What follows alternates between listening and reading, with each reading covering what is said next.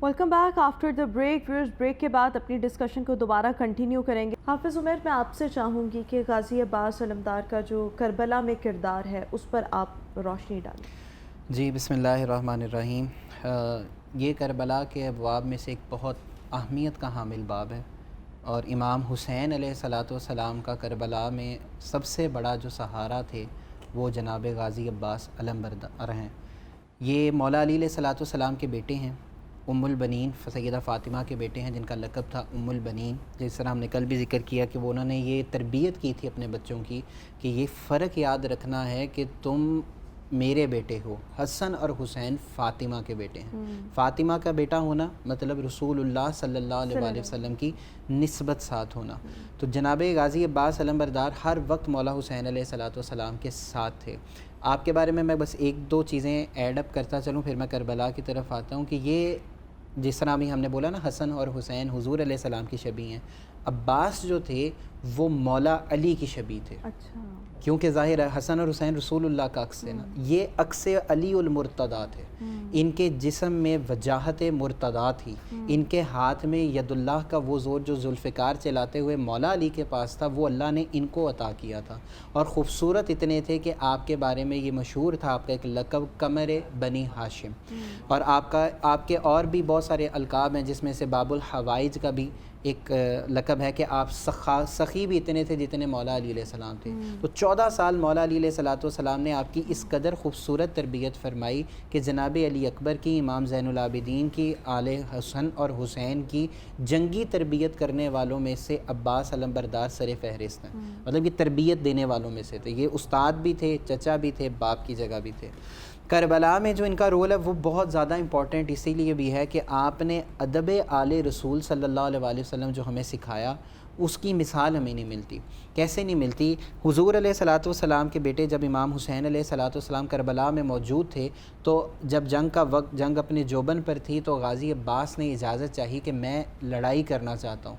आपने फरमाया कि तुम लड़ाई को मतलब सेकंड प्रायोरिटी पे रखो, लेकिन तुम सबसे पहले ये काम करो कि पानी ले आओ बच्चों के लिए, बच्चे प्यासे हैं। तो गाज़ी अब्बास अलमबरदार जब पानी लेने के लिए वहाँ गए तो पानी जब उन्होंने ले लिया, पानी उन्होंने ख़ुद नोश नहीं फरमाया। ये आपकी सबसे बड़ा सेक्रीफाइस था जो आपने पेश किया, और ये अदब का कमाल मुकाम था। मैं इसमें ऐड करता चलूँगा सही बुखारी की वो हदीस जिसमें जनाब अम्मार इब्न यासिर ने इमाम हसन का अदब हमें करके दिखाया कि जब मौला अली ने उन दोनों को भेजा कि आप जाके कूफा में लोगों से बात करें, तो मस्जिद में सही बुखारी में हदीस नंबर 7000 में आता है कि इमाम हसन को अम्मार इब्न यासिर ने पहली सीढ़ी पे बिठाया और ख़ुद हसन के कदमों में बैठे।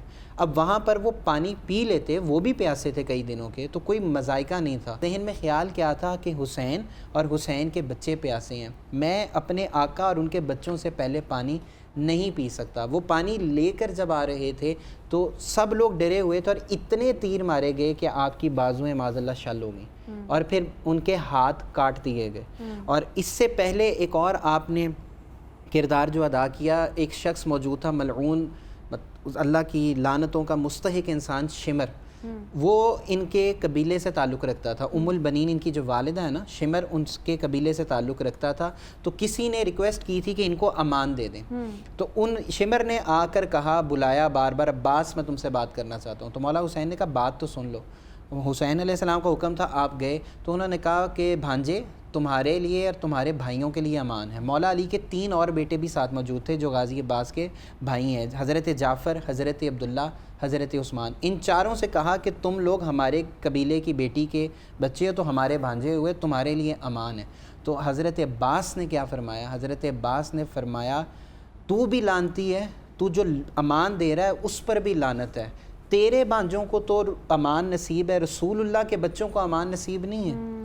अगर तूने रसूलुल्लाह के बच्चों को अमान नहीं देनी, तो रसूलुल्लाह की रिश्तेदारी का ख्याल नहीं रख रहा, तो हमारे साथ कबीले की निस्बत कैसे रख सकता है? और जब गाज़ी अब्बास की वालिदा उम्मुल बनीन को शहादत की इत्तला मिली तो आपने सिर्फ़ एक सवाल किया, आपने पूछा कि मेरे बच्चे हुसैन से पहले शहीद हुए या बाद में शहीद हुए? تو ان کو بتایا گیا کہ نہیں آپ کے بچے حسین سے پہلے شہید ہوئے. انہوں نے کہا کہ روئے زمین میں جو کچھ میرے پاس موجود ہے حسین اور ان کے بچوں پہ قربان ہے.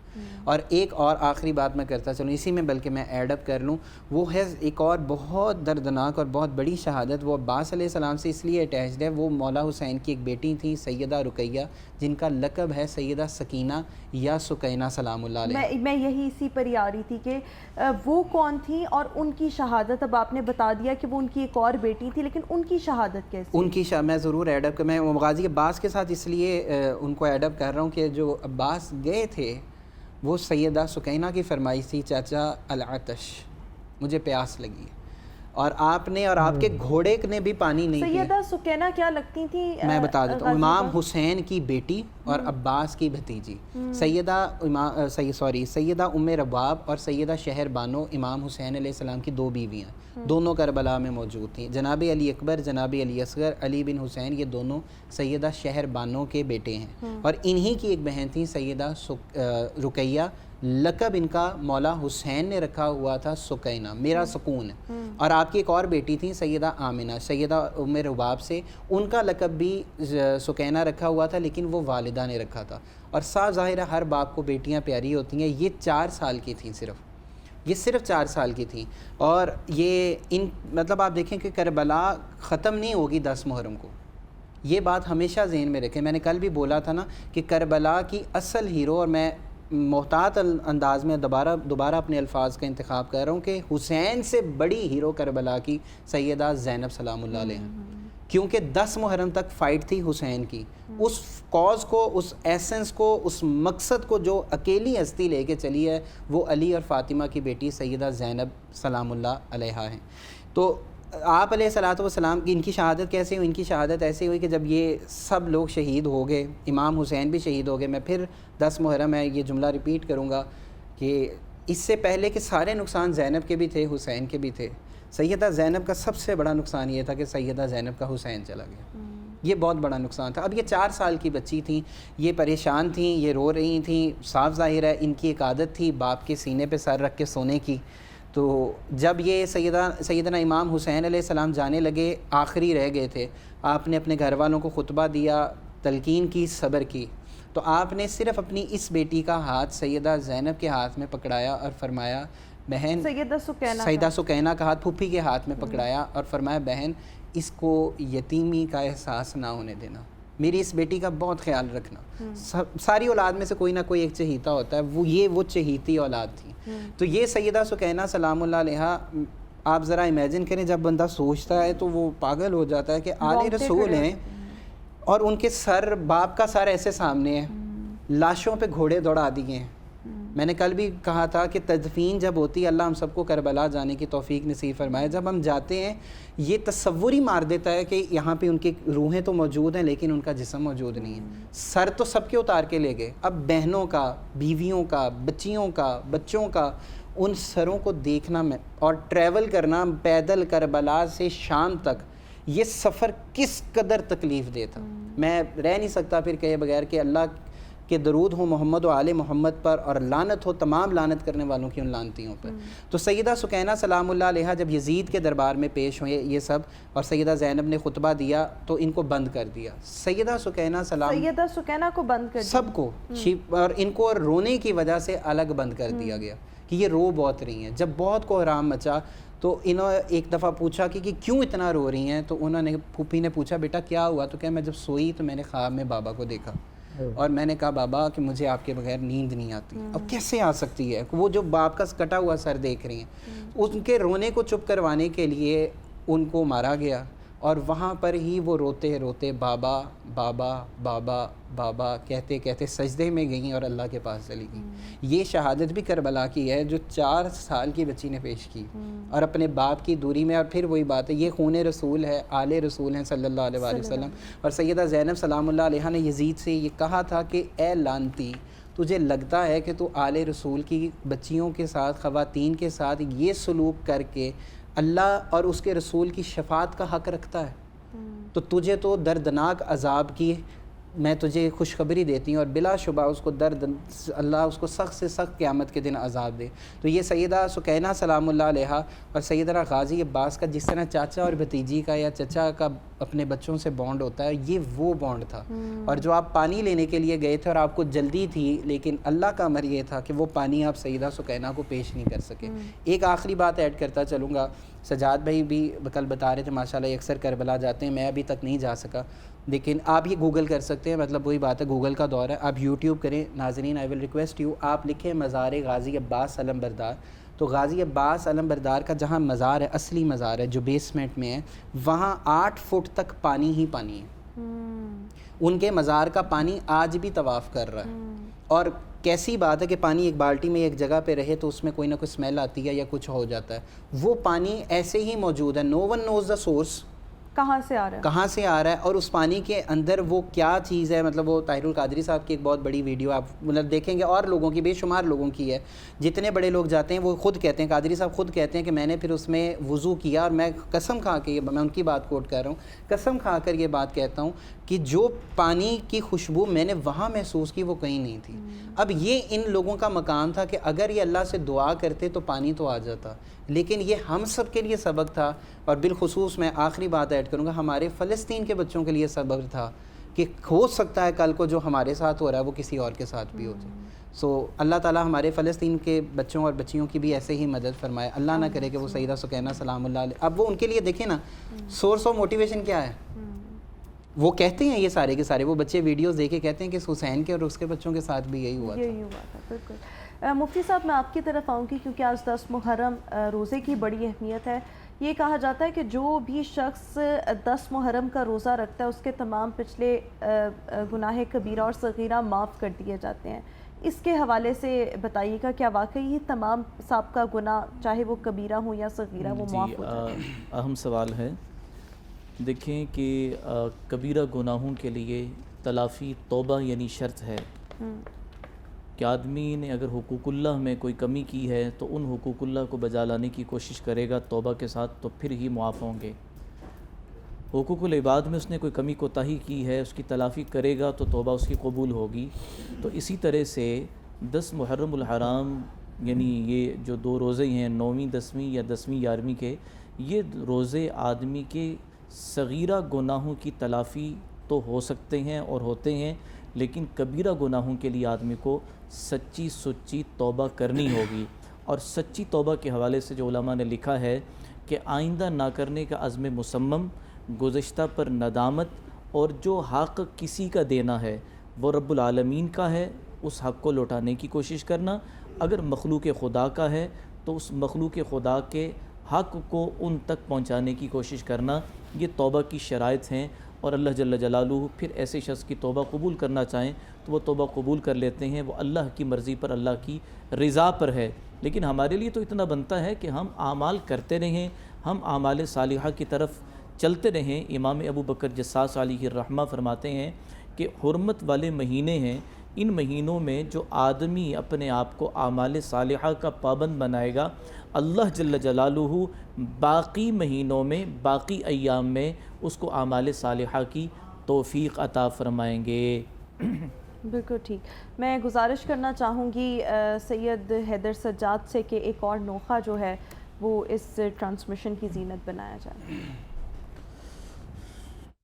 تیروں کے مسلح پر وہ سجدہ شکرانہ, تیروں کے مسلح پر وہ سجدہ شکرانہ. شبیر نے بتلایا,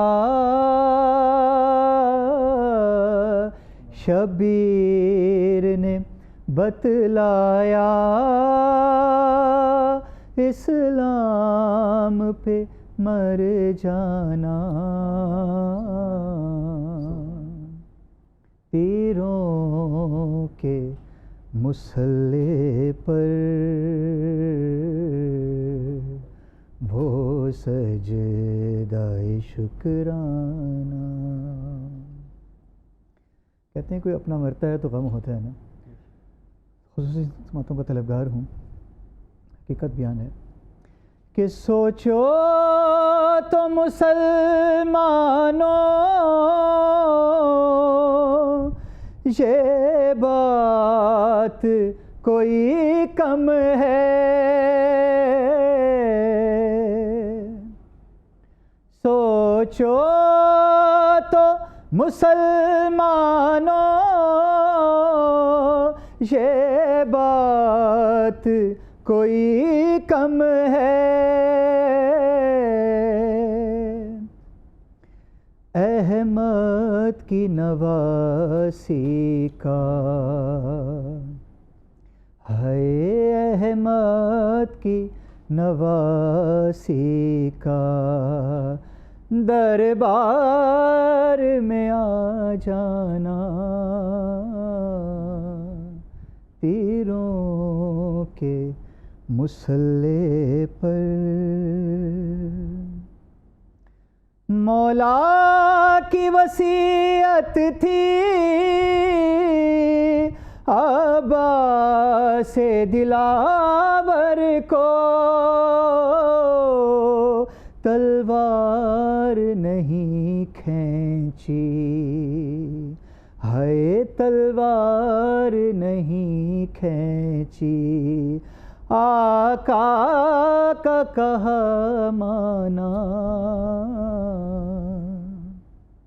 تیروں کے مصلی پر حیدر کی شجاعت کا انداز نظر آیا. وہ شام غریباں میں زینب کا نہ گھبرانا. تیروں کے مصلی پر وہ سجدہ شکرانہ. برچھی علی اکبر کے سینے سے نکل آئی ہے. برچھی علی اکبر کے سینے سے نکل آئی. دیکھا نہ گیا شہ سے ہائے دیکھا نہ گیا شہ سے. یوں دل کا نکل آنا. تیروں کے مصلی پر دربار میں لوگوں سے فضا نے کہا رو کر آتی ہے نبی زادی تعظیم کو جھک جانا. تیروں کے مصلی پر ایک تیر علی اصغر کی گردن میں لگا آ کر ہے. ایک تیر علی اصغر کی گردن میں لگا کر معصوم کا ہنس دینا اور موت کا گھبرانا. تیروں کے مصلی پر ناصر کا یہ دعویٰ ہے بلتا ہے حسین سے سانچے میں امامت کے قرآن کا ڈھل جانا تیروں کے مصلی پر وہ سجدہ شکرانہ.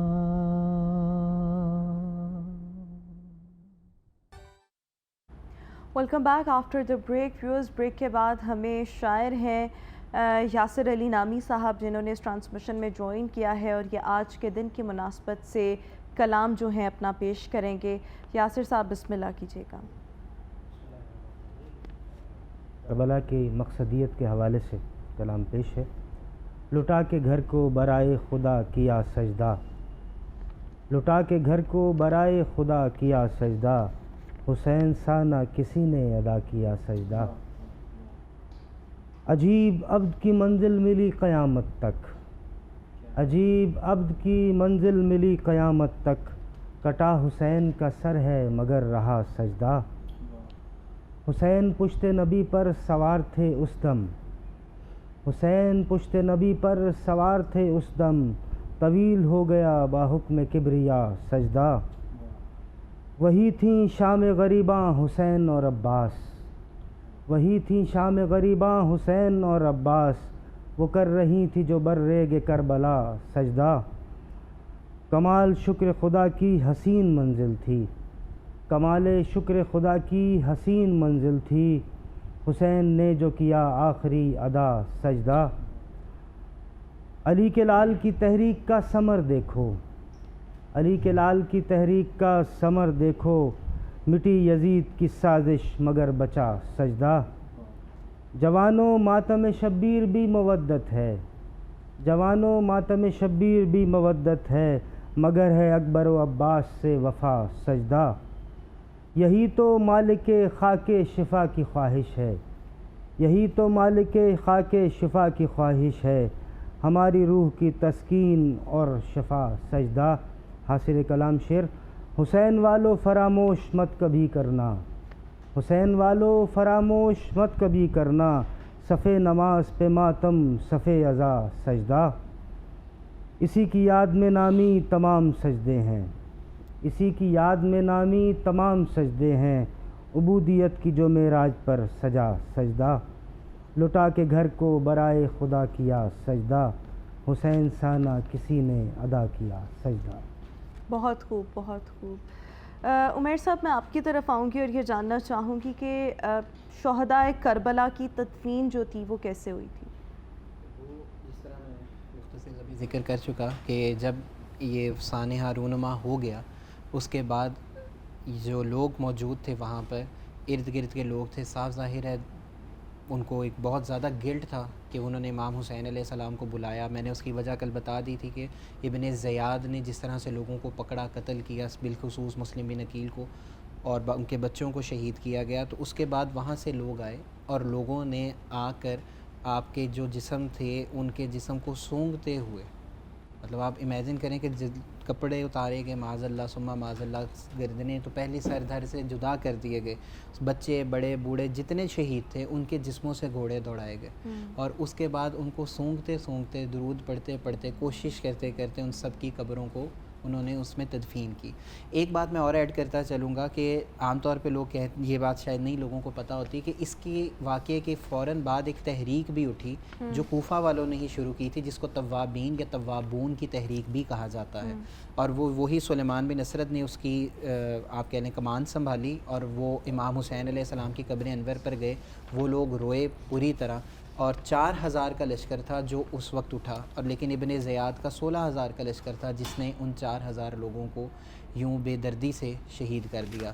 اور اس کے بعد اللہ تعالیٰ ان کی قبر پہ، ان کی روح پہ کروڑوں رحمتیں نازل کرے. میں اپنے ناظرین کے علم میں اضافہ کرتے ہوئے یہ بات بھی بتانا چاہوں گا کہ ایک شخص تھے بہت بڑے جلیل القدر صحابی کے بیٹے، ابو عبیدہ ثقفی کے بیٹے مختار ثقفی رحمۃ اللہ تعالیٰ علیہ رضی اللہ تعالیٰ عنہما، تو انہوں نے یہ جو کربلا کا بدلہ جو لیا وہ مختار ثقفی نے لیا، اور انہوں نے چن چن کے ان لوگوں کو پکڑا اور انہیں مارا اور ان سے قصاص حسین ابن علی لیا۔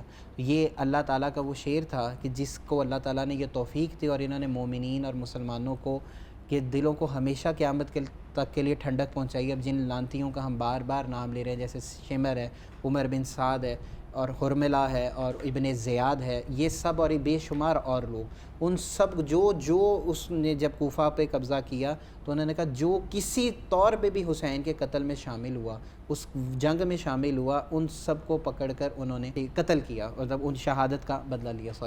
اور ایک اور بات میں ایڈ کرتا چلوں گا، ایک جس طرح علامہ صاحب نے بھی بڑی خوبصورت بیان کر دی کہ ایک سوال ہمارے ہاں یہ ہوتا ہے، نوجوان بھی کرتے ہیں اور لوگ بھی، اور لوگ اس پہ کنفیوز ہوتے ہیں کہ غم حسین کی شرعی حیثیت کیا ہے۔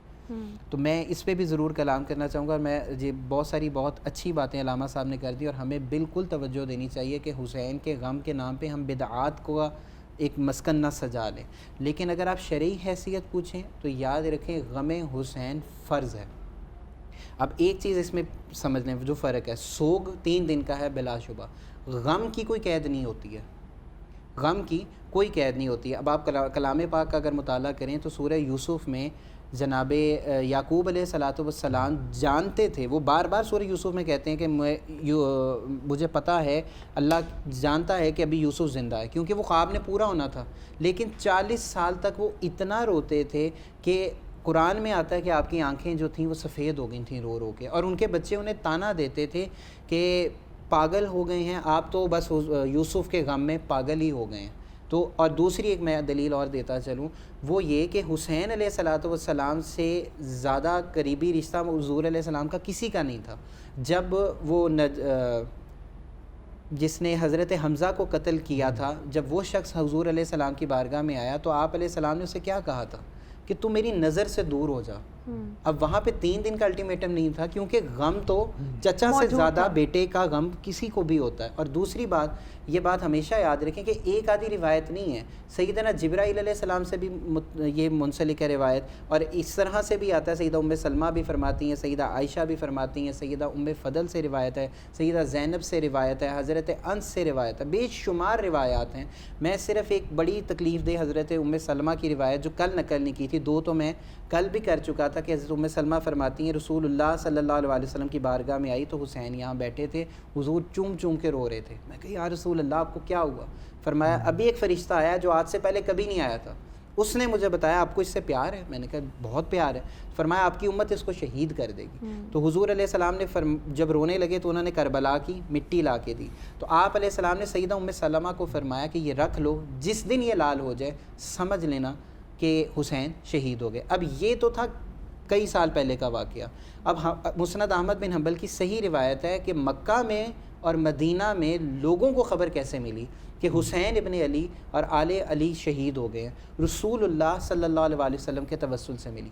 آپ علیہ السلام سیدہ ام سلمہ کے خواب میں بھی آئے، اور عبداللہ بن عباس سے بھی سیم روایت ہے کہ وہ مکہ میں تھے، عبداللہ بن عباس، ام سلمہ مدینہ میں تھیں۔ تو آپ دونوں فرماتے ہیں کہ ہم نے حضور علیہ السلام کو دیکھا، آپ کے بال مبارک بکھرے ہوئے ہیں، آپ کے جسم پہ خون ہے، ایک شیشی ہے، مٹی ہے، عجیب حلیہ ہے حضور علیہ السلام کا۔ ہم دونوں پوچھتے ہیں اپنے اپنے خواب میں مختصر کر رہا ہوں، یا رسول اللہ صلی اللہ علیہ وسلم میرے ماں باپ آپ پہ قربان ہوں، یہ کیا ہوا؟ تو فرمایا میں حسین اور ان کے اصحاب کا خون اکٹھا کر رہا ہوں، حسین کو شہید کر دیا گیا۔ مسند احمد بن حنبل کی روایت ہے کہ عبداللہ بن عباس جب یہ روتے ہوئے اٹھے، سیدہ ام سلمہ کے بارے میں آتا ہے وہ چیخ مار کے اٹھیں، تو عبداللہ بن عباس کے شاگرد اور رشتہ دار کہتے ہیں کہ ہم نے دن اور تاریخ نوٹ کر لیا۔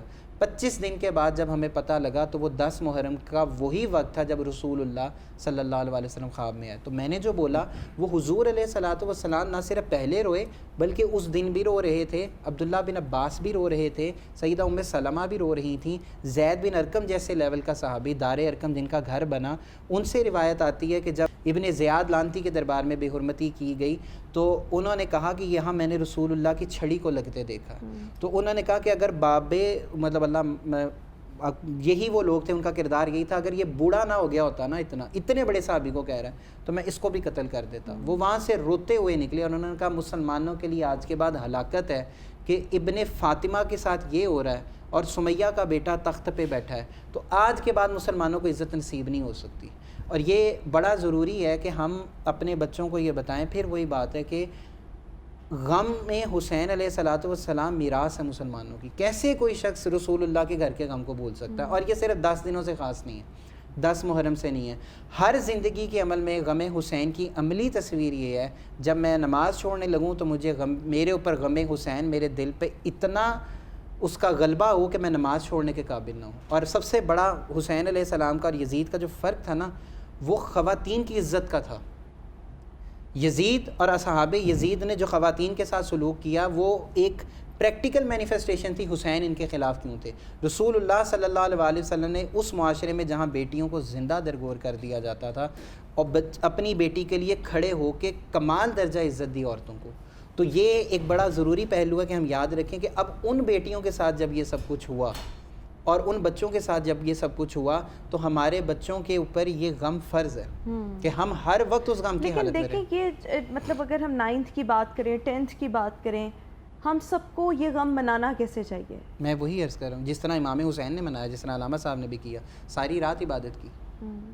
ہم ان کی پیاس کے نام پہ لوگوں کو پانی پلائیں، سبیلیں، اور صرف یہی نہیں، ہم اور بہت تھر پارکر میں جا کے ہم لوگوں کی مدد کریں. اور سب سے ضروری اس وقت پہ جو میں سمجھتا ہوں، جو میں نے کل بھی بار بار ریپیٹ کیا، فلسطین کے بچوں کو پانی پلائیں.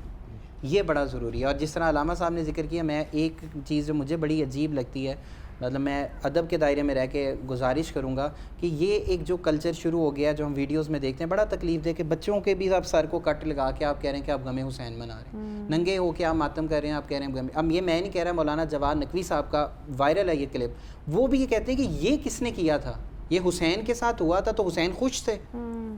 ہمیں یہ یاد رکھنا کہ سنت حسین کیا ہے، ہم یتیموں کا سہارا بنیں، ہم نمازیں پڑھنے والے بنیں. تو جو ماتم کرتے ہیں وہ کون لوگ ہیں؟ وہ بھی غم کا ہی اظہار ہے. اور اس پہ اہل تشیعوں میں خود 2 اسکول آف تھاٹس ہیں. میں نے جس طرح نام لیا نا، مولانا جواد نقوی صاحب بھی کہتے ہیں غم اپنی جگہ ہے، اس کا تو انکار کوئی کر ہی نہیں سکتا، وہ تو سنت مصطفیٰ ہے صلی اللہ علیہ وسلم. تو اس ماتم تک بھی ٹھیک ہے، مطلب ایک دائرے میں آپ رہتے ہوئے کریں. لیکن یہ جو خون بہانا اور یہ سب کچھ کرنا، جس طرح میں نے کل بھی بولا تھا کہ پھر آپ یہ کہتے ہیں کہ نماز اس لیے نہیں میں پڑھ سکتا کہ میں پلید ہوں. آپ نماز چھوڑ کے غم حسین نہیں منا سکتے، آپ اپنے گھر کی بچیوں کو ذلیل کر کے غم حسین نہیں منا سکتے، آپ یتیموں کو بے سہارا چھوڑ کے غم حسین نہیں منا سکتے. آپ ضرور بھی ضرور خون دیں. میں اپنے سب اسٹوڈنٹس کو یہ بولتا ہوں کہ آپ 3 مہینے میں ایک دفعہ خون دیا کریں، اور جب آپ خون دیں تو آپ یہ نیت کریں کہ یا اللہ اس عمل کا ثواب مولا حسین اور ان کے تمام اصحاب کو پہنچا. یہ بھی طریقہ نا، ایک پازیٹیو وے. آپ کچھ ایڈ کرنا میں چاہتے ہیں؟ ایس کرنا چاہوں گا کہ اب سب مدلل گفتگو فرما رہے تھے. روما میں عرض کرنا چاہوں گا کہ ماتم کے حوالے سے اور اس طرح کی چیزیں شیعہ اسکول آف تھاٹ میں پھر آگے 2 تقسیمات ہمیں نظر آتی ہیں.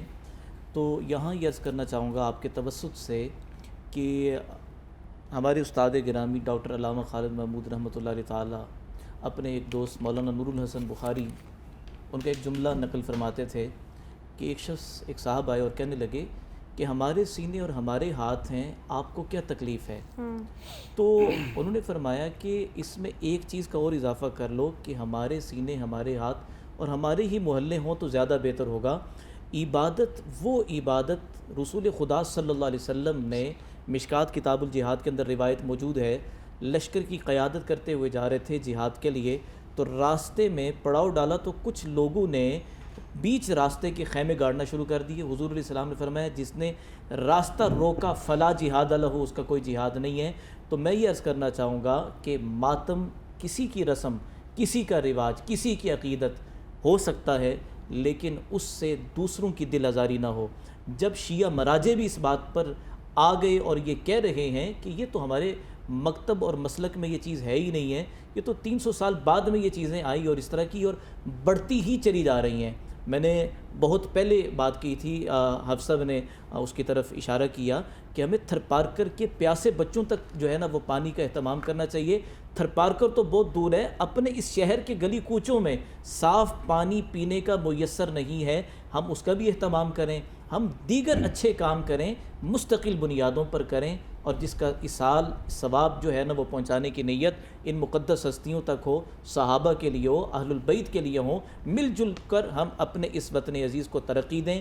اور بالخصوص میں اپنے برادر عزیز کے جملہ دہرانا چاہوں گا عقیدت کے لیے، اپنے محبت کے اظہار کے لیے، کہ اس وقت غزہ کے مظلوم بچے، جوان، بوڑھے، خواتین جو اس وقت جس شدت کی کیفیت میں ہیں، ہمیں وہ خیال کرنا ہوگا، ہمیں اس کیفیت کو لانا ہوگا کہ اس وقت وہ طبقہ مظلوم جو تھا ان کے ساتھ کون تھے، اور آج ان مظلوموں کے ساتھ کون کھڑا ہے۔ ہم اپنے معاشرے کو سدھارنے کی طرف آئیں، یہی جو ہے نا وہ کربلا کا درس ہے کہ اپنے آپ یہی کو، میں آپ سے سوال بھی یہی کرنا چاہ رہی تھی کہ ہمیں درس کیا ملتا ہے اس میں، ہم سب مسلمانوں کے لیے درس یہی لیسن ملتا ہے کہ جہاں ظلم و جبر ہو، اور جہاں اپنے ذاتی مفادات اگر کسی سے وابستہ ہیں، لیکن قوم کی اجتماعی مفادات اور معاملات کے لیے اور اسلام کی وسیع تر اشاعت و ترویج کے لیے کہیں ٹکرانا پڑ جائے، میدان عمل میں اترنا پڑے، تو اسوہ حسینی ہمارے لیے رہنما ہے، ہمارے لیے راہ نجات ہے۔ ہم اسی نقش پا کو اپنے لیے دین اور دنیا کی ترقی کا سبب سمجھتے ہیں۔ میں سمجھتا ہوں کہ ذکر حسین آدمی میں دلیری، شجاعت، بہادری کو پیدا کرتا ہے۔ آج بھی باطل قوتیں دائیں بائیں بہت ساری ہیں، آئی پی پیز کے نام پر کیا کچھ استحصال نہیں ہو رہا۔ ہم اپنے گرد آج بھی دیکھیں، صرف واقعہ کربلا نقل کر دینا کافی نہیں ہے، اس کی روشنی میں آج کے مسائل کا حل کیا ہے، ہمیں اس طرف آنا ہوگا۔ یہی میسج ہے، یہی درس ہے کہ اٹھو، کھڑے ہو اور باطل قوتوں سے ٹکرا جاؤ، اسلام کا علم لہراؤ، انسانیت کو جینے کا شعور دو۔ اور یہاں کیا ہے کہ فنا فی اللہ کی تہ میں بقا کا راز مضمر ہے، جسے مرنا نہیں آتا اسے جینا نہیں آتا۔ بالکل ٹھیک۔ میں آپ کی طرف آؤں گی، یاسر کلام جو ہے ایک اور پیش کرتا ہے۔ کربلا کے حوالے سے ایک اور کلام پیش کر رہا ہوں۔ اس کی خاصیت یہ ہے کہ ہر سطر، ہر مصرع کربلا سے ہی شروع ہو رہا ہے۔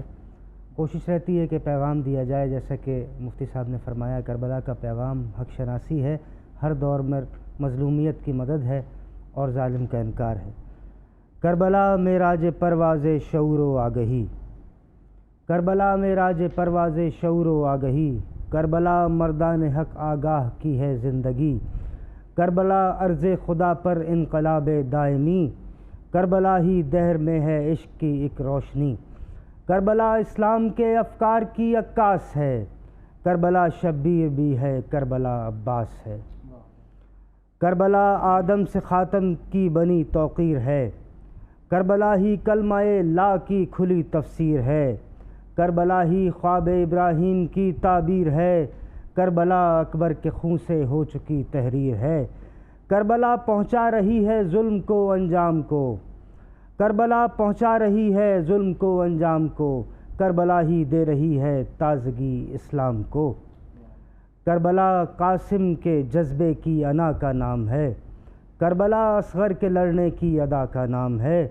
کربلا باس غازی کی وفا کا نام ہے، کربلا ہی اصل میں حب و ولا کا نام ہے، کربلا بخشش کا ساماں حرص آسی کے لیے، کربلا آئین ہے بس حق شناسی کے لیے، کربلا باطل کے سینوں میں تو پل سکتی نہیں، کربلا باطل کے سینوں میں تو پل سکتی نہیں، کربلا روشن ضمیروں سے نکل سکتی نہیں، کربلا بارود کے شعلوں سے جل سکتی نہیں، کربلا کے دشمنوں سے موت ٹل سکتی نہیں، کربلا والوں کے جینے کی ادا رہ جائے گی، کربلا تھی، کربلا ہے، کربلا رہ جائے گی، کربلا جور و جفا کے سامنے دیوار ہے، کربلا ہر ایک یزید نحس کا انکار ہے، کربلا ہر دور میں مظلوم کا ہتھیار ہے، کربلا میں ڈوبنے والوں کا بیڑا پار ہے، کربلا سے لو لگا کر زندگی پاتے رہو،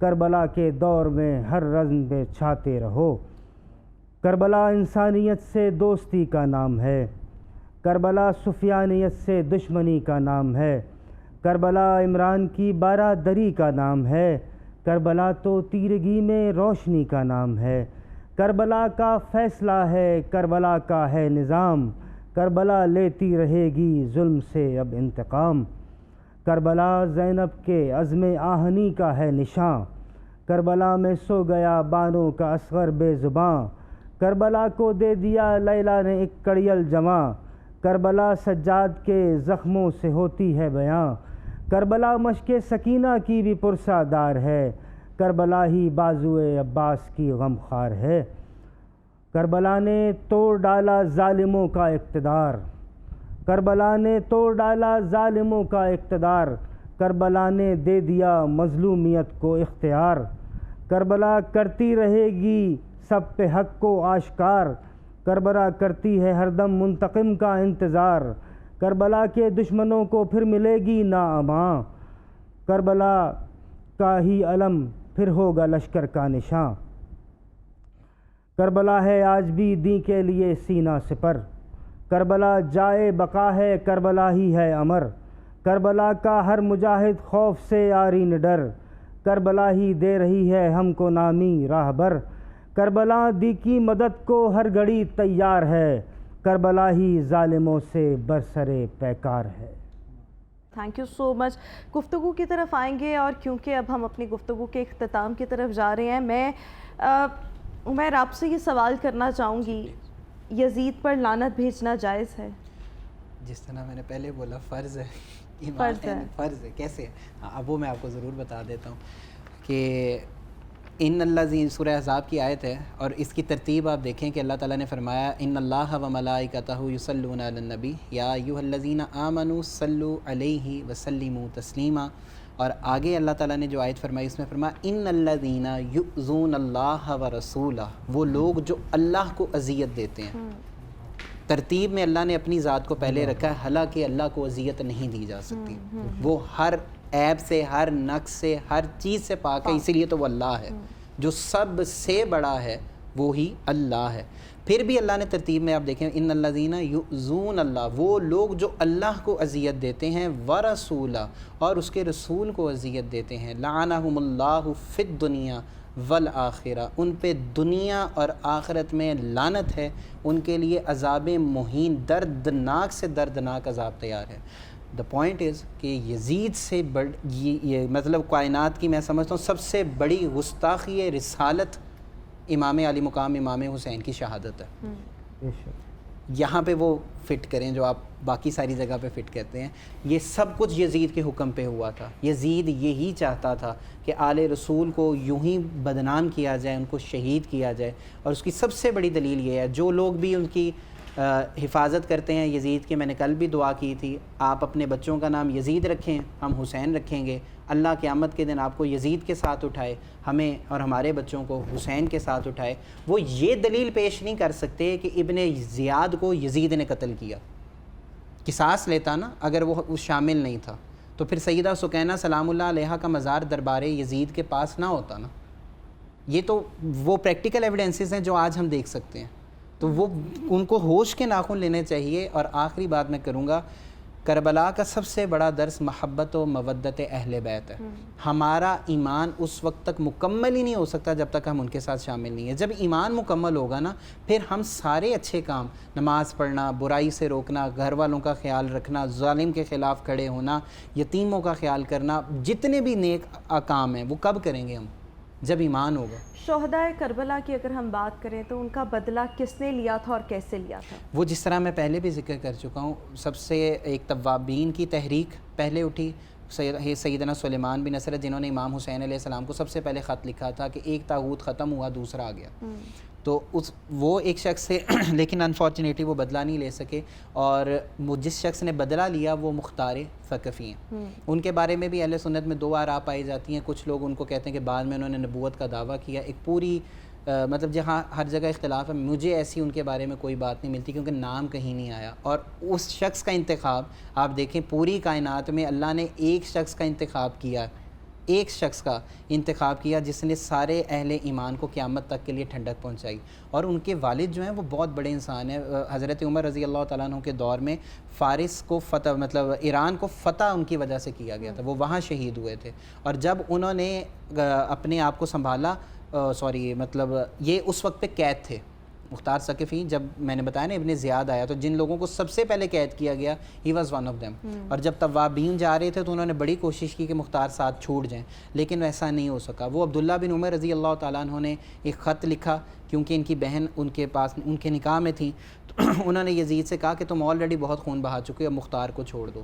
تو انہوں نے پھر مختار نے اپنی زندگی کا مقصد بنا لیا تھا. یہ ان کا ایک ہی مقصد تھا, قاتلین حسین سے انتقام. وہ مکہ مدینہ پورے اہل اسلام میں پھرے اور کہتے رہے, لوگوں رسول اللہ کے نواسے کے قاتل جب تک زندہ ہیں ہم خاموش نہیں بیٹھیں گے. اور ایک اور شخص جو ان کا رائٹ ہینڈ بنا, اللہ ان کے درجات میں کروڑوں بلندیاں فرمائے, مولا علی علیہ الصلوۃ والسلام کے صحابی خاص حضرت مالک اشتر, ان کے بیٹے ابراہیم بن اشتر, وہ ابراہیم بن مالک اشتر وہ ساتھ موجود تھے. ابن زیاد کو جس نے یہ سارا کچھ کیا, گورنر بنایا, مختار کے حکم پہ ابراہیم نے قتل کیا تھا. تو یہ وہ لوگ تھے جنہوں نے بدلہ لیا. اللہ ان کو اس کام کی اجر عظیم عطا فرمائے. بالکل ٹھیک. ویورز اسی کے ساتھ ہی ہماری آج کی اس ٹرانسمیشن کا وقت اپنے اختتام کو پہنچا. میں اپنے تمام مہمانوں کا شکریہ ادا کرنا چاہوں گی. مفتی فدا الرحمان صاحب آپ کا بہت شکریہ, حافظ عمیر آپ کا بہت شکریہ, سید سجاد حیدر آپ کا بہت شکریہ. ویورز آج کی اس ٹرانسمیشن سے اتنا ہی. کل آپ سے پھر ملاقات کریں گے. مجھے دیجیے اجازت, اور جاتے جاتے میں ایک دفعہ پھر گزارش کرنا چاہوں گی کہ اپنی پرسوز آواز میں سید سجاد حیدر ایک اور نوحہ جو ہے وہ پیش کریں. رن کو جاتے ہوئے سر جھکائے ہوئے شہ نے رو کر کہا الوداع الوداع الوداع الوداع. آیا وقت سفر ہے بہن, آج ہم ہو رہے ہیں جدا. الوداع الوداع الوداع الوداع. شاہ بڑھ کر بہن کے گلے لگ گئے اور دکھیا بہن سے یہ کہنے لگے, ہائے یہ کہنے لگے, میری مظلوم پیاسی مسافر بہن, تیرا حافظ خدا.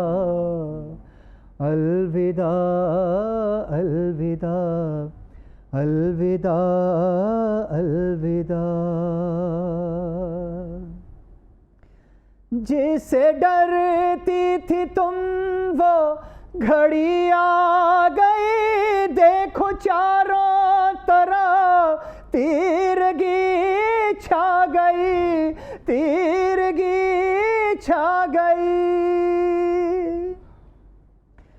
دشت پر ہول میں شام ہونے کو ہے, دشت پر ہول میں شام ہونے کو ہے, لو مسافر چلا الوداع الوداع الوداع الوداع.